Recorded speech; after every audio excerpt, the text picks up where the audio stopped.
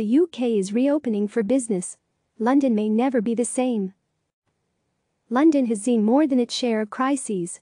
The 2,000-year-old metropolis has endured an influenza pandemic, the Blitz, and several financial meltdowns over just the past century. Time and again, London has come roaring back, relying on a spirit of resilience and reinvention that is being summoned once more as the British capital seeks to recover from what may be this century's greatest upheaval, the coronavirus pandemic. The spread of the virus and efforts to contain it turned one of the world's liveliest urban meccas into a virtual ghost town, driving millions of people out of the city centre and its financial district, and bringing commerce to a sudden halt. The scale of the shutdown would have been unimaginable just 6 months ago, when around 500,000 people poured into the area around Piccadilly Circus for the annual New Year's Day parade, and it was common to wait 90 minutes for a table at the busiest restaurants. Then the pandemic hit. Virtually overnight, shops closed, tourists fled, offices and streets emptied out, and the city's 9 million residents holed up at home. Nowhere was the standstill captured more acutely than in the mainstay of London city life, the Tube. Underground journeys for the month of March tumbled 43% from the 106 million recorded in February, and plunged even further in April, during the height of lockdown, to just 5.7 million. Social distancing rules mean the Tube can only handle up to 15% of its normal traffic, according to London's Mayor, Sadiq Khan.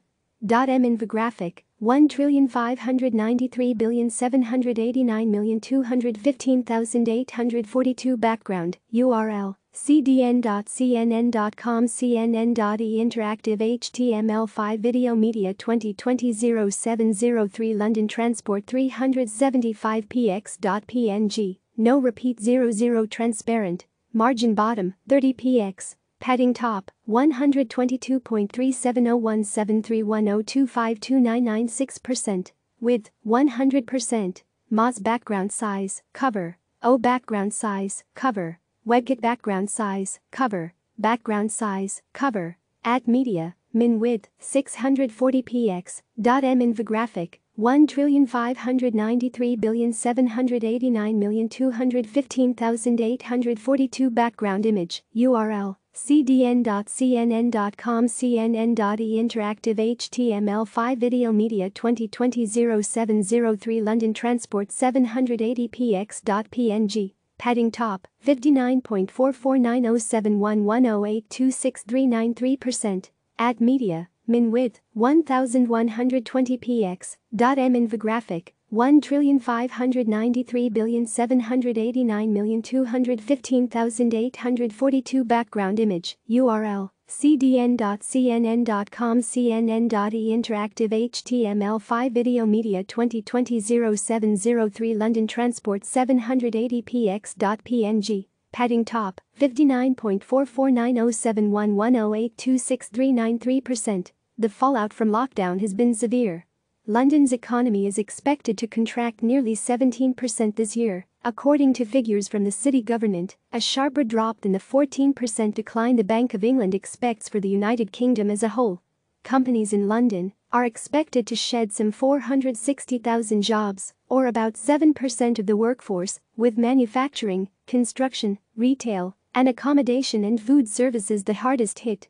Employment is not expected to fully recover until 2022. With transportation severely constrained and a potential coronavirus vaccine still many months away, the people and companies that have made London into a hub for real estate, finance, the arts, hospitality, and technology are desperately trying to reinvent themselves in hopes of surviving the pandemic. One sign of progress: pubs, restaurants, and hair salons can reopen on Saturday, provided they follow social distancing guidelines. M infographic: 1,593,789,177,001 Background, URL, cdn.cnn.com cnn.e Interactive HTML5 Video Media 2020-0703 London Sectors Economy 375px.png, no repeat 00 Transparent, margin bottom, 30px, padding top, 163.5153129161118%, width, 100%, Moz background size, cover, O background size, cover, WebKit background size, cover, Media, min width, 640 px. M infographic, 1,593,789,177,001 background image, URL, cdn.cnn.com cnn.e interactive HTML5 video media 2020-0703 London sectors economy 780px.png. Padding top, 61.306854580397186%.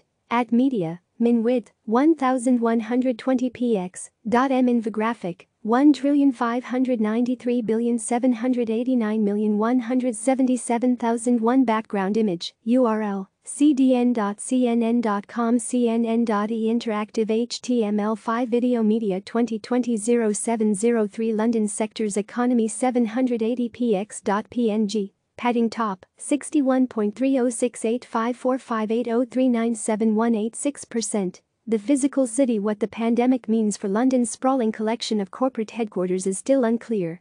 Paul Cheshire, professor of economic geography at the London School of Economics, is quick to dismiss the suggestion that the office is dead as nonsense, arguing that what happens in the long term will be less dramatic. More people will spend more time working from home or in decentralized office spaces, but this won't abolish companies' demand for locations in the city center, which have been shown to increase productivity and facilitate idea sharing, he said. What happens to real estate, which accounts for 15% of London's economy, matters a great deal to the city. The government has protected commercial tenants from eviction through August, but those measures will at some point expire. According to property management platform, Released, just 45% of commercial rents for the third quarter had been paid by early July. But that was an improvement on the previous 3 months and a sign of the capital's resilience, said Released CEO Tom Wallace. The pandemic has accelerated existing trends around agile working and the desire for more flexible office space, where several different companies share meeting and social areas, as well as facilities such as showers, bike racks and kitchens. Companies want their offices to count, said Darren Richards, head of real estate at British Land, a leading UK property company. He predicts that greater numbers of older offices in need of refurbishment will likely be released onto the market in the future as companies prioritize higher quality spaces. British Land, which owns 7.1 million square feet of commercial real estate in areas like Broadgate, Paddington, Mayfair, and Regent's Place, said that currently its tenants are not seeking to get rid of office space. Businesses still want space fundamentally, though they are contemplating how much and for what purpose, Richards said. Still, the penetration of online shopping during the coronavirus will mean a reduction in brick-and-mortar outlets, which could radically alter the landscape of London's vast retail space and create yet more uncertainty for the city's real estate market. What would have happened over 5 years is happening over months, said Richards. The city, reinvented London's financial heart, referred to as the City of London, has a proven track record of reinvention. Storied institutions like Lloyd's of London, the Bank of England and the London Stock Exchange have been around for centuries, withstanding radical social, political, and economic turmoil. Today, the city is home to well over 250 international banks and handles 43% of global foreign exchange trading, according to the Bank for International Settlements. Financial services contributed £65 billion, $81 billion, to the London economy in 2018, or about 15%, figures from City Hall show. And despite 4 years of uncertainty over Brexit, the United Kingdom has been Europe's top location for international financial services investment over the past 2 decades, with London claiming the bulk of those flows. London's dominance as the preeminent European financial centre remains unrivaled, said Omar Ali, AI's UK Financial Services Managing Partner. UK financial services will continue to be a leading recipient of overseas investment even after the pandemic, according to an AI survey conducted in April. Investors ranked the availability of capital as the most important consideration influencing their future location choices, followed by safety and security measures introduced to prevent a future major crisis, whether that relates to health, the environment or cybersecurity. There are factors working against the city, however. The UK government's handling of the coronavirus crisis has been widely criticised, and business and consumer confidence remains depressed. We failed to take advantage of the fact that we're an island and didn't move fast enough.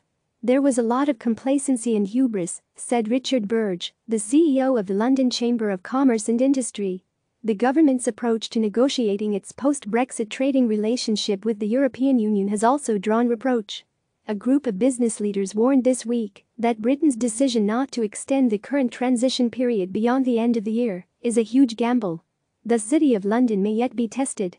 Crucially, there is currently no guarantee that UK financial firms will retain access to the European Union after this year, an export market worth £26 billion, $32.4 billion, in 2018, according to the Office for National Statistics, or 40% of the sector's total value.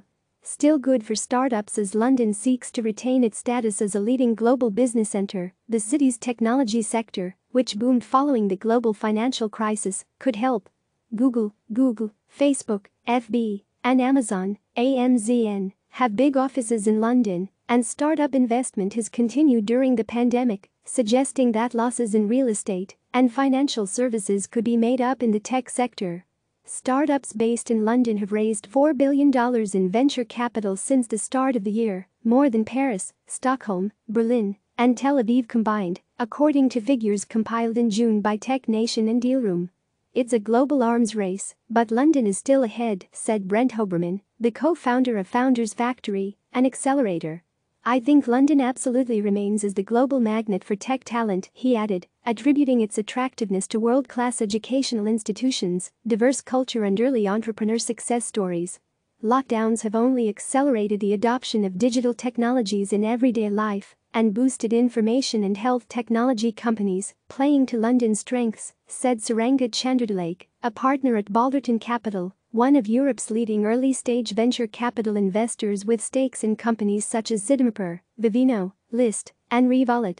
"The city is home to a large share of digital consumer businesses," Chandradilake said, including online grocer Ocado, digital banks such as Revolut and Monzo, and food delivery companies such as Deliveroo and Gusto. London also boasts an outsized share of technology companies in areas such as cybersecurity and workforce management, now servicing armies of home workers. And the coronavirus has boosted investment into health technology, benefiting London and the United Kingdom more broadly. The city is the most genetically diverse in the world, almost all citizens use the same health system, and there are a variety of tech projects, both government-funded within the NHS National Health Service and privately funded startups, that have grown rapidly against this backdrop and stand in a very strong position, Chandradilake told CNN Business. The pandemic could even help to catalyze new ways of doing business. London and Partners, the trade and investment body for London, said it recently organized a trade mission via Zoom, ZM, where a group of human resources tech entrepreneurs pitched their businesses to potential investors and customers in New York. "If we assume a reduction in travel, it points towards naturally digital sectors in which London has existing strengths," said Managing Director of Strategy and Corporate Affairs, Alan Simpson. Saving London's culture. While London's tech and finance sectors look set to weather the current crisis, social distancing and a reduction in travel spells disaster for its once booming arts and culture scene, which helps attract tourists, ambitious young professionals and investment. For theaters, museums, restaurants, and bars, it's an existential threat. "Leisure and hospitality really strategically matter," said Simpson. "People come from all over the world, partly because London is a cool place to live. Nearly 40% of Londoners are born outside the United Kingdom, making London one of the most cosmopolitan cities in the world. It is home to 1 million EU nationals and was the world's third most visited city in 2018, narrowly behind Paris and Bangkok, according to MasterCard. Last year, London boasted 21.7 million overseas visitors who spent £15.7 billion, $19.6 billion, on the local economy and supported 250,000 jobs, according to the Office for National Statistics.